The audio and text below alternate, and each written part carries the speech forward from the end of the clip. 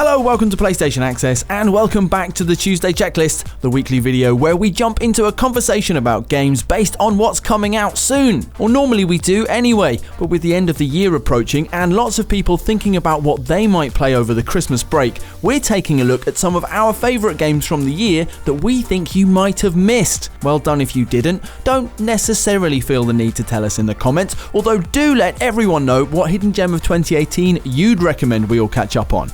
Rob is first, probably with an RPG or something, I don't know. Okay, so a game that I think many people might have missed this year, but they should definitely go back and play, is Ni no Kuni 2 Revenant Kingdom. Yay! Which was... I didn't miss it. You didn't miss it, Dave? Yeah. But you didn't finish it, did you? No. I did. I mean, Dave playing a JRPG though, Rob. You did well. It was played it for impressive. hours. Yeah, you did like it, Dave, Yeah. from what you played. And I played it, and I finished it, and I platinumed You it. did platinum it. I did. And I think the... Platinum. Hey. I don't know why. But I think the reason many people may have missed Ni no Kuni 2 is because it came out in between Monster Hunter World in January and God of War in March. So just sandwiched between these two massive, epic, incredible games. And I feel people may have played Monster Hunter World and then jumped straight into God of War, and Ni no Kuni was just there like, what about me? And Ni no Kuni 2 is brilliant. And I've had lots of people message me on Twitter saying, oh, I picked up Ni no Kuni 2 on your recommendation, and I'm surprised by how much I'm loving it. And it is a great game. Like, and it's a really easy game. If it wasn't, I wouldn't have the platinum on it, because I only platinum that's games that are easy to platinum. It's I over level myself, because I always do in JRPGs, which is what sort of made it a bit that's too. you played them from the 90s where you used to grind Yeah. it, and you have to And do it in I both don't like JRPGs. challenge. I don't like challenge. If I see this boss recommended level 49, I will be level 61 before I fight that. I'm 10 Yeah. level above rule. Exactly. And I will grind until I'm 10 levels above everything for the rest of the game. And the last thing I had to do for the platinum was you have to beat the 10th Dreamer's Maze, which has, I think, 30 floors, and the boss you fight at the end is level 95. And I was expecting it to be difficult, but it wasn't, because I was just over-leveled to a ridiculous degree, and I just hammered it into oblivion and platinumed the game. But it looks beautiful, and there are loads of little intricate systems that are really fun to, like there's a whole kingdom building mechanic. You can build your own kingdom. But it's not like a stressful level of building your own kingdom where you've got to think about, oh my god, where do I put this? Like, you can only build them in specific areas where the game tells you can build them. But just managing your kingdom, recruiting people to live in your kingdom, seeing your kingdom grow, and creating weapon shops so you can make your own weapons, you can craft your own magic and your own armor, and then that feeds into all the other systems of the game. The battle system is really easy to pick up. It's a lot different to the first Ni no Kuni, which was like a traditional, more of a turn-based JRPG system with little monsters that you had fighting for you.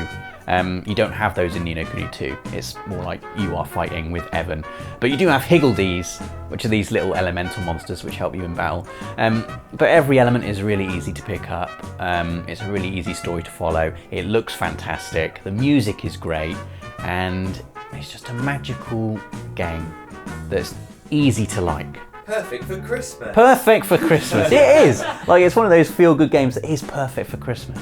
Like, there's a little bit of some sad things happen, but overall it's a thoroughly uplifting, joyous experience. And obviously it's not affiliated with Studio Ghibli officially, like the first Ni no Kuni was, but it still has Joe Hisaishi doing the music, which is wonderful, wonderful music. The art team from the first game is still on board, so really it still looks like a Ghibli cartoon, and the art style is just, it's a wonderful game. But yeah, you probably missed Ni no Kuni 2. I thoroughly recommend you go back and play Ni no Kuni 2, because it's wonderful. So a game that I think you might have missed in 2018, no one's going to be shocked that I'm going for a little indie title. Yeah. I think I made one of you play it. I think it might have been you, Dave. Right. The Adventure Pals. Yeah. Never heard of it. Oh, you're going to love it. Pardon? I said I did miss that. You did miss it. Correct. Wait, you're going to love it. I was like, I haven't even heard of No, you're going to love it. Oh, well. Oh, wow. Feature for you. Woohoo! It is the most amazing little indie, it's like a traditional style 2D platformer, but it's really cartoony. The art style is incredible. It's made by a team of like 3 people, and the team is split between the UK and Australia. So it's a little miracle it came to be anyway. It started as a Flash game on Newgrounds, And then they went into a Kickstarter to make it into a full-fledged game. They had to like scrap everything, start again. And you are a little boy, and your granddad has been turned into a hot dog by Mr. B, who is turning all old people into hot dogs. So you have to team up with your new pet giraffe, Sparkles, and your best friend, Mr. Rock, Pet Rock, to take on the evil Mr. B. Is that a nickname or is it an actual rock? It's an actual rock. Right. It's like they sat in a room and said, we need to make a game for Holly. Like, oh my god. They've got hot dogs, the giraffe got Pet giraffe, Mr. The Rock. giraffe, like to do like, you know, like double jumps in most games. The double jump here is the giraffe copter. So you jump and then you jump again and the giraffe tongue goes. It is. What's in it?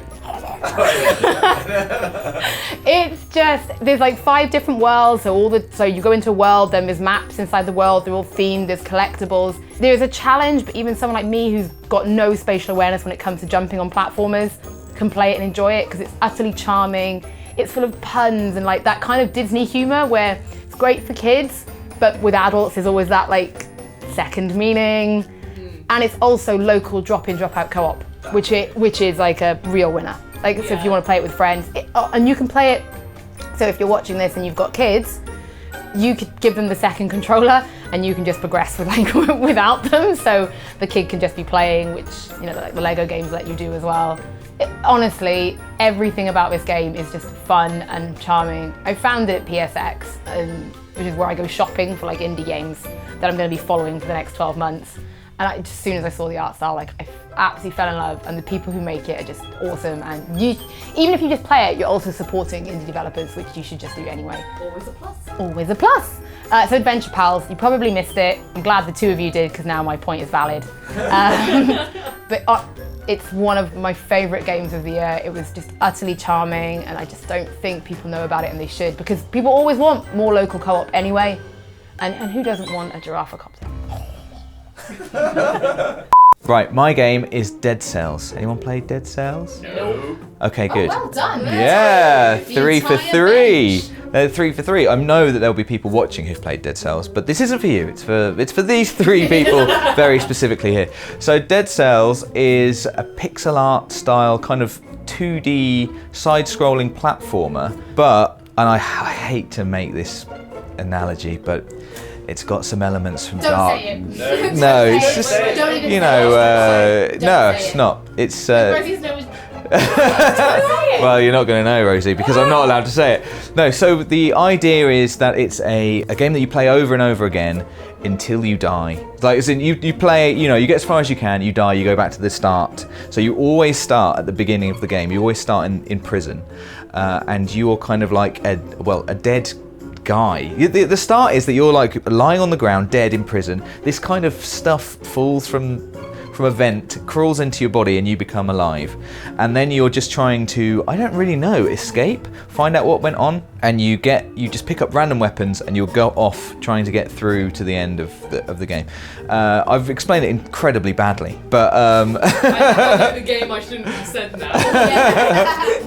but right, yeah, you figured it out. I figured it out. Along the way, you collect dead cells, and then you use these dead cells to buy like upgrades or increase the number of weapons that might drop at the start of the game, and that's persistent. So you get as far as you can, you die, you go back to the start, but you start a little bit better than you did the time before, and that is why this game is like golden, because it's that little tiny progression each time.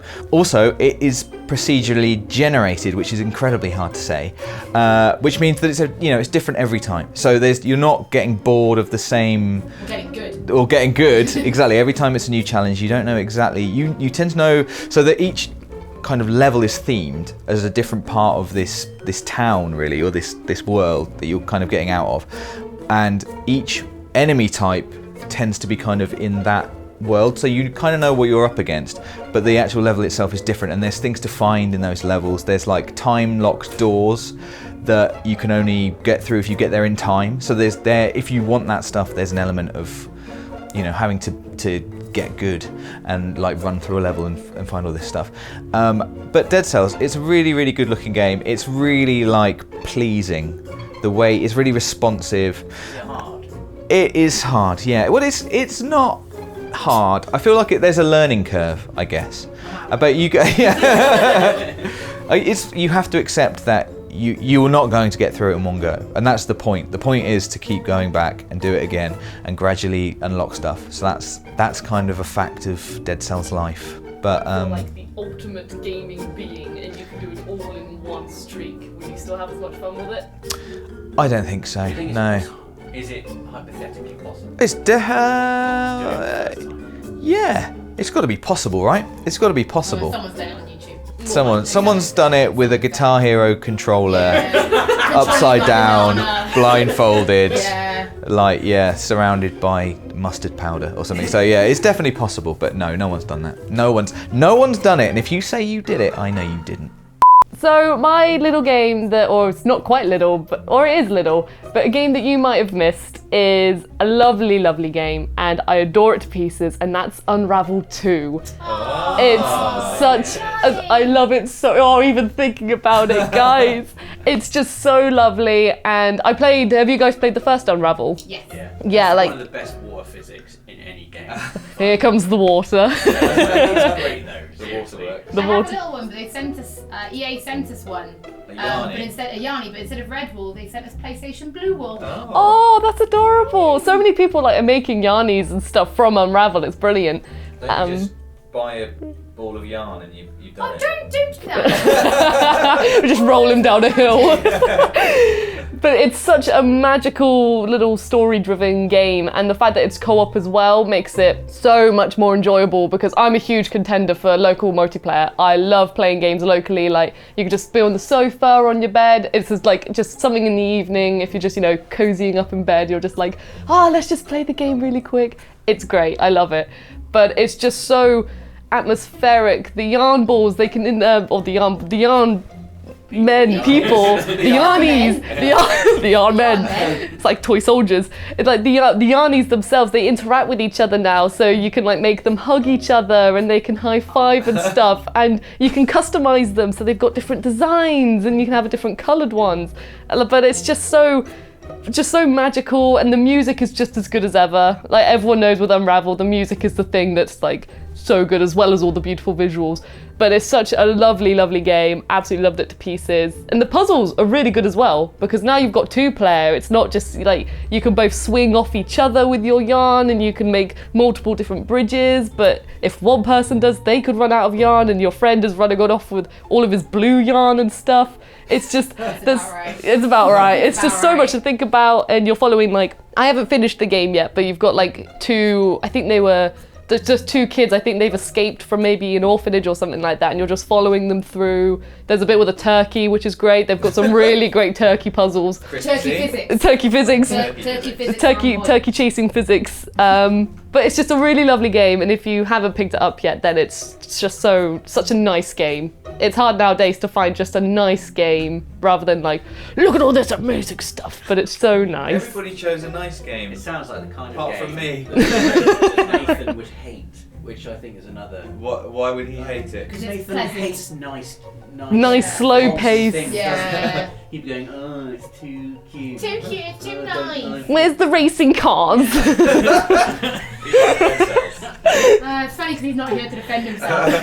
But he knows though. Yeah, you can hear us. We hope you hear us, Nath.